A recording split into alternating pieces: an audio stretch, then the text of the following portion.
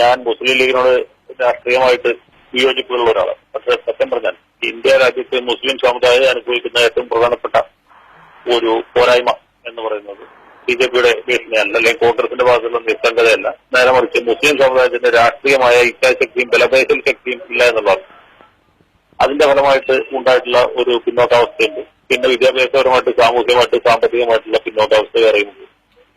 ഇതാണ് സത്യത്തിൽ ഇവിടെ ന്യൂനപക്ഷങ്ങൾ അനുഭവിക്കുന്ന ഏറ്റവും വലിയ പരാധീനത. അതുപോലൊരു പരാധീനത സത്യത്തിൽ കേരളത്തെ സംബന്ധിച്ചിടത്തോളം മുസ്ലിം സമുദായത്തിനില്ല. അതിന്റെ ഒരു പ്രധാന കാരണം ഇവിടെ മുസ്ലിങ്ങൾക്ക് രാഷ്ട്രീയമായ വിലപേശൽ ശക്തിയുണ്ട്, പൊളിറ്റിക്കൽ ബാർഗൈനിങ് പവർ ഉണ്ട്. അത് ഉണ്ടായതിന്റെ പ്രധാന കാരണം ഇവിടുത്തെ മുസ്ലിം ലീഗാണ് എന്ന കാര്യത്തിൽ എനിക്ക് ഒരു സംശയമില്ല. അതുപോലെ വിദ്യാഭ്യാസപരമായ പുരോഗതി മുസ്ലിം സമുദായത്തിന് സമ്മാനിച്ചതിൽ ഒരു പ്രധാന പങ്ക്, പൂർണ്ണമായിട്ടും എന്ന് ഞാൻ പറയുന്നു, പ്രധാന പങ്ക് മുസ്ലിം ലീഗിനുണ്ട്. കാലാകാലങ്ങളിൽ വിദ്യാഭ്യാസ വകുപ്പ് കൈയാളിയ മുസ്ലിം ലീഗ്, പ്രത്യേകിച്ച് അതിന്റെ അനിശ്ചിത നേതാവായിരുന്ന CH മുഹമ്മദ് കോയ, അവരുടെയൊക്കെ പ്രവർത്തന ഫലമായിട്ട് മലബാർ ഭാഗത്ത് വിദ്യാഭ്യാസ സ്ഥാപനങ്ങൾ ധാരാളമായിട്ട് ഉയർന്നു വരിക, മുസ്ലിങ്ങളുടെയും അമുസ്ലിങ്ങളുടെയും സ്ഥാപനങ്ങൾ ഉണ്ടായി.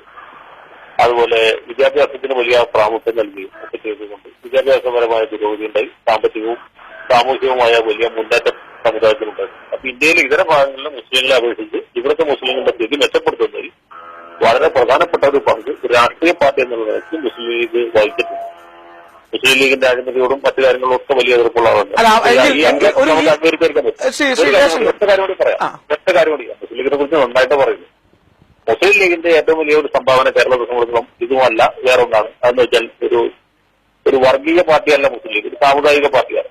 സമുദായത്തിന് വേണ്ടി വിലപേശുന്ന ഒരു പാർട്ടിയാണെങ്കിൽ പോലും മിതവാദ സമീപനം പുലർത്തുന്ന ഒരു സാമുദായിക പാർട്ടി എന്ന നിലയ്ക്ക് കേരള രാഷ്ട്രീയത്തിൽ ഈ പാർട്ടിക്ക് ഒരു വലിയ പ്രസക്തിയുണ്ട്. കാരണം ഈ പാർട്ടി ഇല്ലായിരുന്നെങ്കിൽ എന്ത് സംഭവിക്കുമായിരുന്നു നോക്കാം.